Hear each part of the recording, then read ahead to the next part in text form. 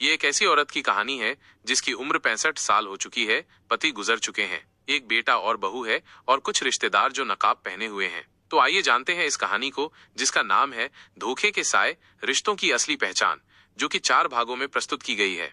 धोखे के साए, रिश्तों की असली पहचान, भाग 1, अपनापन या छलावा। जिंदगी के 65वें पड़ाव पर पहुंचकर अनुराधा को लगता था कि अब जीवन शांत लहरों सा बह जाएगा। पति की मृत्यु के बाद बेटे और बहू की परछाइयों में उसने अपने अकेलेपन को ढांपना चाहा, लेकिन जो सुकून की उम्मीद थी वो धीरे धीरे धोखे की चादर में लिपटी मिलने लगी।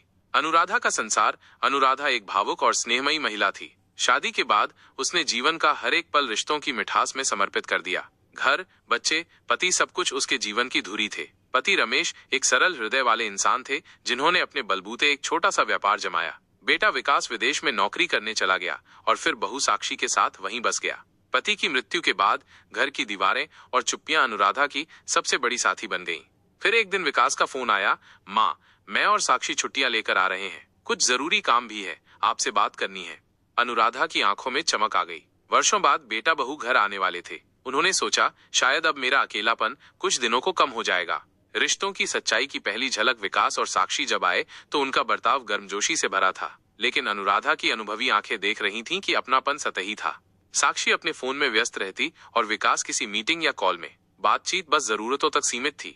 एक रात विकास ने झिझकते हुए कहा, माँ, सोच रहे हैं कि घर आपके नाम से हमारे नाम पर ट्रांसफर करा दें ताकि इन्वेस्टमेंट अच्छा दिखे। आप तो अब अकेली हैं, वैसे भी हम हैं ना आपके साथ। अनुराधा कुछ पल चुप रही, फिर उसने सिर हिलाकर कहा, ठीक है बेटा, जैसा तुम ठीक समझो। उसकी मुस्कान के पीछे आंसू थे जो किसी को दिखाई नहीं दिए। पहचान बिंदु ए, जो सिर्फ जरूरत पर प्यार जताएं वो सच्चे नहीं होते। जब कोई आपको केवल अपने लाभ के समय याद करे और बाकी समय आपके अकेलेपन की परवाह न करे, तो यह साफ संकेत है कि अपनापन केवल दिखावा है। पुराने रिश्तों की वापसी। कुछ ही दिनों में गांव के कुछ दूर के रिश्तेदार मिलने आने लगे। जिन लोगों ने वर्षों से कभी फोन तक नहीं किया था, अब अचानक घर आने लगे। बुआ जी, अब तो आप अकेली हैं, हम सोच रहे थे कि थोड़ा साथ दे दें। दीदी, कोई काम हो तो बताइए, आपके बेटे तो दूर रहते हैं। ये बातें सुनकर अनुराधा को अच्छा भी लगता, लेकिन भीतर कहीं कुछ खटकता भी। फिर एक दिन उसने एक महिला को घर में चुपचाप फोटो खींचते देखा। पूछने पर बोली, बस ऐसे ही, आपकी याद में। लेकिन कुछ ही दिनों बाद पता चला कि उसी फोटो को प्रॉपर्टी के एक एजेंट को भेजा गया था। पहचान बिंदु 2, जो बिना कारण बार बार आपकी संपत्ति या दस्तावेजों में रुचि दिखाएं, वे धोखा दे सकते हैं। बिना पूछे फोटो लेना, जमीन जायदाद की बातें करना या वसीयत की जानकारी लेना, ये सब सतर्क होने के संकेत हैं। पुरानी सखी की मुलाकात। एक दिन स्कूल की पुरानी सहेली मीना मिलने आई। वर्षों बाद मुलाकात थी और बातों का सिलसिला थम ही नहीं रहा था। अनु, तू अब भी वैसी ही है, लेकिन ये चमकती आंखें अब थकी थकी लगती हैं। सब ठीक है ना? अनुराधा का बांध टूट गया। वह रो पड़ी। मीना ने उसका हाथ थामा और बोली, रिश्ते हर उम्र में जरूरी होते हैं, लेकिन असली रिश्ते वही हैं जो आपके आंसुओं की वजह पूछे बिना आपका साथ दें। पहचान बिंदु 3, जो आपकी आंखों की उदासी पढ़ ले, वही सच्चा होता है। सच्चा रिश्ता वही होता है जो आपके शब्दों के बिना आपकी तकलीफ समझे। जो सिर्फ खुशियों में आपके साथ हो, वो साथी नहीं, दर्शक है। पड़ोसन की मदद। अनुराधा की पड़ोसन नीरा अचानक बहुत मददगार हो गई थी। कभी खाने का डिब्बा, कभी मंदिर चलने का न्योता। लेकिन फिर एक दिन वो अनुराधा के बैंक से लौटते वक्त अचानक उसके पास आई। दीदी, वो आपने बैंक से पैसे निकाले ना, 50,000। किसी को दे रही हैं क्या? अनुराधा चौंक गई। उसने किसी को नहीं बताया था। फिर उसे याद आया, पिछली बार जब वो बैंक गई थी, नीरा भी वहां थी। पहचान बिंदु 4, जो आपके निजी मामलों में जरूरत से ज्यादा दखल दें, उन पर विश्वास न करें। सच्चे लोग सीमाओं की इज्जत करते हैं। जो चुपचाप आपकी जानकारी इकट्ठा करें, वो खतरनाक हो सकते हैं। अनुराधा की जागरूकता की शुरुआत। धीरे धीरे अनुराधा ने समझना शुरू किया कि अब उसे सिर्फ रिश्तों की गर्माहट पर नहीं, अपनी सूझबूझ पर भरोसा करना होगा। उसने अपने पुराने दस्तावेज नए तरीके से सुरक्षित रखे, जरूरी कागजात की फोटोकॉपी बनवाई और मीना से मिलकर एक वकील से सलाह ली। मीना ने मुस्कुराकर कहा, अनु, अब तू जीने की राह पकड़ रही है। भावुकता के साथ होशियारी का मेल ही असली शक्ति है। अनुराधा की आंखें अब भी नम थीं, लेकिन उनमें एक नई चमक थी, जैसे आंसू के पार भी एक नया सूरज उगता हो। धोखे के साए, रिश्तों की असली पहचान, भाग 2, मुस्कान के पीछे छिपी परछाइयां। पिछली कड़ी। अनुराधा ने अकेलेपन में रिश्तों की सच्चाई को करीब से देखना शुरू किया। बेटे बहू का व्यवहार, दूर के रिश्तेदारों की अचानक नजदीकी और पड़ोसी की बिना वजह चिंता सबने अनुराधा को सोचने पर मजबूर कर दिया था। उसकी सहेली मीना ने उसे सच्ची बातें बताई और जागरूकता की दिशा में पहला कदम उठवाया। परछाइयां और परख। एक शाम अनुराधा मंदिर से लौट रही थी जब उसे पड़ोस की शीला मिली। अरे दीदी, आप मंदिर से आ रही हैं? अकेले जाने में डर नहीं लगता आपको? अनुराधा मुस्कुराई। डर तो अब इंसानों से लगता है, सड़कों से नहीं। शीला थोड़ा चौंकी, फिर बोली, आपका बेटा बहू अब कब आ रहे हैं? मैंने सुना वो अब आपके नाम पर घर खरीदने वाले हैं। अनुराधा ने कोई उत्तर नहीं दिया, बस अपनी चप्पलें दरवाजे पर उतारकर घर के भीतर चली गईं। पहचान बिंदु 5, जो आपके निजी फैसलों पर बहुत बारीकी से नजर रखते हैं, वे अक्सर अपनी योजना बना रहे होते हैं। वे आपके भविष्य के संसाधनों या संपत्ति को लक्ष्य बनाते हैं। व्हाट्सएप ग्रुप में प्यार। इधर कुछ महीने पहले ही विकास ने एक नया फैमिली ग्रुप बनाया था, और स्ट्रॉन्ग फैमिली। उसमें अनुराधा, साक्षी, विकास और कुछ अन्य दूर दराज के रिश्तेदार जोड़े गए थे। शुरुआती दिनों में गुड मॉर्निंग माँ, वी मिस यू जैसी पोस्ट आई, लेकिन धीरे धीरे वो भी बंद हो गया। अनुराधा ने एक दिन लिखा, बेटा आज कुछ मन ठीक नहीं है, बस तुम्हारी याद आ रही है। कोई जवाब नहीं आया। लेकिन कुछ दिन बाद विकास ने लिखा, माँ आप बैंक स्टेटमेंट भेज सकती हैं क्या? हमें एक लोन पेपर में लगाना है। पहचान बिंदु 6, जो लोग भावनाओं पर चुप रहें लेकिन जरूरतों पर सक्रिय हों, उनकी नीयत पर शक जरूर करें। भावनात्मक दूरी और भौतिक नजदीकी इक्वल स्वार्थ का संकेत। मीना की चेतावनी। एक दिन मीना ने अनुराधा को अपने साथ एक वृद्धा आश्रम में चलने को कहा, बस ऐसे ही, तुझसे कोई मिलाना है। वहां अनुराधा की मुलाकात हुई सरोज दीदी से, 70 वर्षीय महिला जिनका बेटा उन्हें छोड़ गया था, लेकिन वक्त जरूरत हमेशा उन्हें याद करता था। सरोज दीदी बोली, बेटे ने कहा था माँ सिर्फ नाम दो, मैं आपकी सेवा करूंगा, और जब नाम मिल गया तो मुझे ये वृद्धाश्रम मिल गया। अनुराधा की आंखें भर आईं, वो जैसे अपना भविष्य देख रही थी। पहचान बिंदु 7, जो लोग बार बार सेवा या ध्यान रखने की बातें करते हैं लेकिन उसका कोई प्रमाण नहीं दिखता, वे सिर्फ शब्दों के सौदागर होते हैं। उनकी बातें सुनिए लेकिन अपने दस्तावेजों को सिर्फ बातों पर न सौंपिए। बैंक कर्मचारी की सजगता। एक दिन अनुराधा बैंक गई। वहां क्लर्क रंजीता ने कहा, आंटी जी आपके बेटे ने कॉल करके कहा था कि वो आपकी जगह पावर ऑफ अटॉर्नी लेना चाहता है, क्या आप जानती हैं? अनुराधा चौंकी। ये बात तो कभी विकास ने उसे नहीं बताई थी। वो तुरंत सतर्क हो गई, नहीं बेटी, मुझे इसकी कोई जानकारी नहीं थी, शुक्र है तुमने बताया। पहचान बिंदु 8, जब कोई आपके अधिकारों को आपके ही भले के नाम पर छीनने की कोशिश करे, सतर्क हो जाइए। सच्चे लोग हमेशा सामने से और स्पष्ट रूप से बात करते हैं, छुप कर नहीं। नया किराएदार। अनुराधा ने घर के ऊपर वाले हिस्से को किराए पर देने का निर्णय लिया। मीना ने ही एक सज्जन का सुझाव दिया। नाम था प्रणव। प्रणव 40 वर्षीय शिक्षक थे जो अपनी माँ के साथ रहते थे। सादा जीवन, सौम्य व्यवहार। धीरे धीरे प्रणव की माँ और अनुराधा में दोस्ती हो गई। वे दोनों मिलकर भोजन करती, बातों में जीवन के पुराने पन्ने खोलती। अनुराधा को पहली बार लगा कि रिश्ते सिर्फ खून से नहीं, भावनाओं से भी बनते हैं। पहचान बिंदु 9, जो बिना स्वार्थ आपकी सहायता करें और आपको महत्व दें, वे जीवन में असली रत्न होते हैं। नकली रिश्ते हमेशा कुछ पाने की फिराक में रहते हैं। सच्चे रिश्ते सिर्फ साथ निभाते हैं। अचानक आई बेटी की चिट्ठी। एक दिन डाक से एक चिट्ठी आई अनुराधा की छोटी बहन की बेटी संध्या की। वो बचपन में बहुत प्यारी थी, लेकिन वर्षों से कोई संपर्क नहीं था। चिट्ठी में लिखा था, मौसी, माँ के जाने के बाद मैंने आपको बहुत मिस किया। सुना है आप अकेली हैं, क्या मैं कुछ दिन आपके पास रह सकती हूँ? अनुराधा भावुक हो गई। उसने सोचा शायद अब पुराने रिश्ते लौट रहे हैं। पहचान बिंदु 10, पुराने भूले बिसरे लोग अगर अचानक भावुकता के साथ लौटें तो पहले उनकी मंशा परखिए। संभवतः वे परिस्थितियों के लाभ की तलाश में लौटे हैं।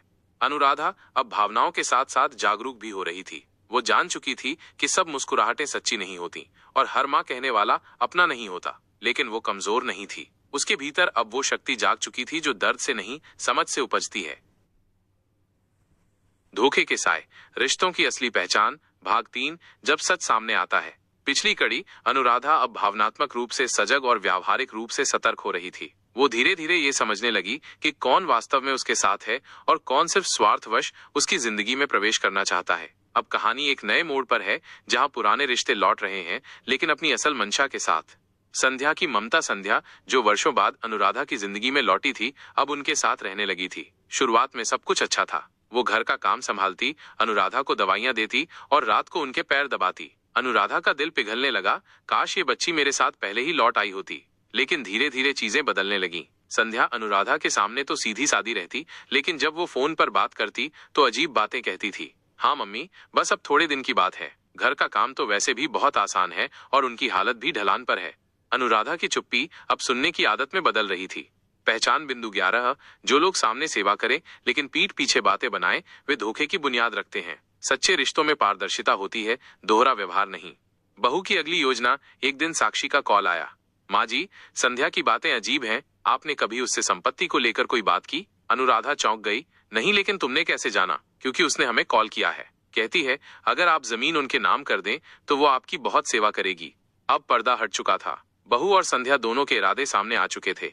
पहचान बिंदु 12, अगर कोई रिश्तेदार या परिचित आपके पीछे से दूसरे पर प्रभाव जमाने की कोशिश करे, वो नीयत साफ नहीं रखता। जो बातें सीधे कहने से डरते हैं वो अक्सर चालाक होते हैं। नकली सेवा और असली उपेक्षा। संध्या अब सीधे अनुराधा से सवाल करने लगी थी।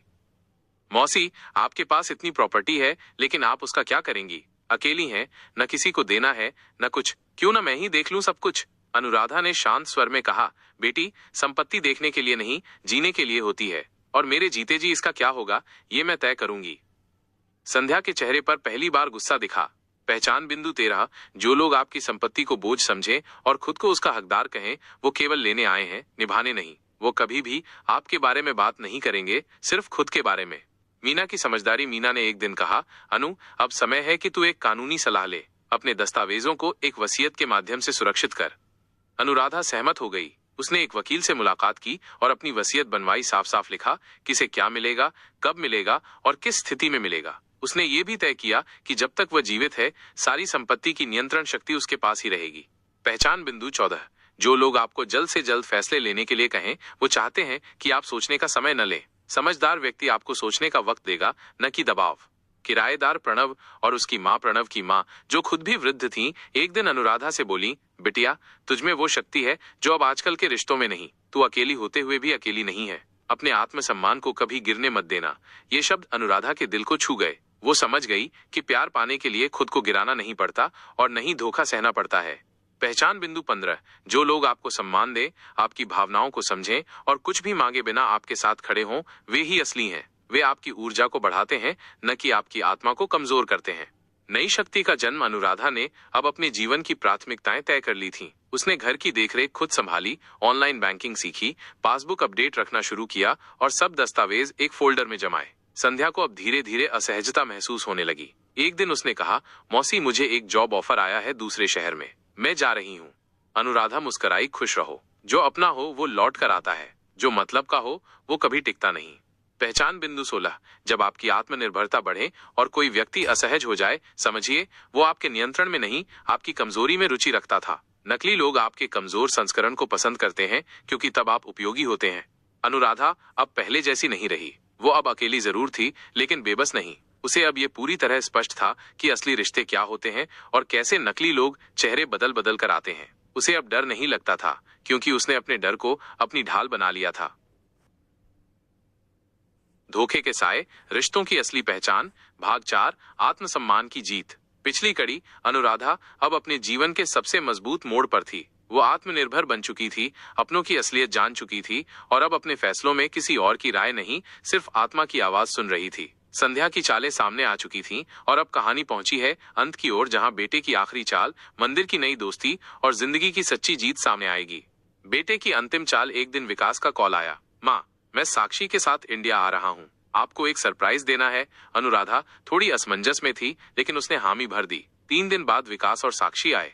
इस बार साक्षी ने गहने पहन रखे थे और विकास काफी चहक रहा था। माँ, हमने सोचा है कि अब भारत में ही एक नया बिजनेस शुरू करेंगे। बस आपको एक छोटा सा काम करना है, घर को मेरे नाम कर दो ताकि हम लोन ले सकें। सब कुछ आपके साथ ही रहेगा। अनुराधा मुस्कुराई, बेटा, तुमने सरप्राइज कहा था लेकिन ये तो वही पुरानी बात है। विकास को गुस्सा आया, माँ, आप क्यों नहीं समझती, हम आपके लिए ही कर रहे हैं। अनुराधा ने दृढ़ आवाज में कहा, नहीं बेटा, अब मैं समझ चुकी हूँ कि किसके लिए मैं हूँ और कौन मेरे लिए है। पहचान बिंदु 17, जब कोई व्यक्ति पुरानी बातें बार बार अलग अंदाज में दोहराए तो समझ लीजिए वो आपका नहीं, अपने फायदे का है। नियत बदले बिना भाषा बदलने का कोई मतलब नहीं। मंदिर समिति की मित्रता। अनुराधा अब हर हफ्ते मंदिर में सेवा करती थी। वहां उसकी मुलाकात हुई शारदा ताई से, 65 वर्ष की महिला जिनकी कहानी कुछ कुछ अनुराधा से मिलती थी। शारदा ताई ने कभी शादी नहीं की थी लेकिन उन्होंने सैकड़ों बेसहारा बच्चों की शिक्षा में योगदान दिया था। रिश्ते बनाए जाते हैं कर्मों से, खून से नहीं। तू अब जिस राह पर है वो तुझे सच्चे लोगों की ओर ले जाएगी। इन शब्दों ने अनुराधा को भीतर से छू लिया। पहचान बिंदु 18 है, जो लोग बिना किसी उम्मीद के आपको समय दें, सलाह दें और सुने, वही सच्चे साथी होते हैं। नकली लोग उपयोग के बाद आपको अकेला छोड़ देते हैं, सच्चे लोग समय में साथ देते हैं। वसीयत का असर। अनुराधा ने अपने वकील को बुलाकर बेटे के सामने अपनी वसीयत पढ़वाई। मकान का मालिकाना हक केवल उसकी मृत्यु के बाद एक ट्रस्ट को जाएगा जो वृद्ध महिलाओं के कल्याण में लगेगा। बैंक बैलेंस में से एक हिस्सा किराएदार प्रणव की मां के नाम होगा, जिन्होंने बिना स्वार्थ सेवा की थी। बचा हुआ हिस्सा मंदिर समिति को दान दिया जाएगा। विकास और साक्षी स्तब्ध थे। माँ, आपने हमें कुछ भी नहीं दिया। अनुराधा ने कहा, बेटा तुमने मुझे क्या दिया? सिर्फ उम्मीदें, धोखा और स्वार्थ। पहचान बिंदु 19। अगर कोई व्यक्ति आपको देने के बजाय सिर्फ लेने का हिसाब रखे तो समझिए वो आपके साथ नहीं, आपके संसाधनों के साथ है। सच्चा रिश्ता योगदान पर टिकता है, उपयोग पर नहीं। अंतिम आत्मबोध। अब अनुराधा सुबह उठती, चाय बनाती, मंदिर जाती और शाम को बच्चों को पढ़ाने जाती। उसका घर अब आश्रम की तरह था, शांत, सरल और सम्मानपूर्ण। एक दिन उसने आईने में खुद को देखा। झुर्रियां थीं, लेकिन आंखों में चमक थी। बाल सफेद थे, लेकिन आत्मा सजीव थी। वह मुस्कराई। शायद जीवन का असली सुख दूसरों को पहचानने में नहीं, खुद को जानने में है। पहचान बिंदु 20। जब आप खुद को पूरी तरह जान लेते हैं तो कोई भी नकली व्यक्ति आपको धोखा नहीं दे सकता। आत्मबोध ही सबसे बड़ी सुरक्षा है। अंतिम दृश्य। विकास और साक्षी वापस लौट गए, बिना कुछ लिए। संध्या ने कभी दोबारा संपर्क नहीं किया, लेकिन अनुराधा के जीवन में अब सच, सादगी और सच्चाई का स्थान था। उसने अपने घर का नाम रखा, सच्चा संसार। समापन विचार। धोखे के साए सिर्फ एक कहानी नहीं है, ये उन सभी लोगों की आवाज है जो जीवन के अंतिम पड़ाव पर रिश्तों की सच्चाई को जानना शुरू करते हैं। ये कहानी हमें सिखाती है कि स्वार्थ में लिपटे चेहरे पहचानना सीखो, भावनाओं को अपनी कमजोरी मत बनने दो, और सबसे जरूरी खुद से प्रेम करना मत भूलो। अब ये कहानी पूरी हो चुकी है। ये कहानी आपको कैसी लगी, कमेंट करना ना भूलें। और इसी तरह की कहानियों के नोटिफिकेशन पाने के लिए चैनल को सब्सक्राइब करके बेल आइकन को दबाना ना भूलें।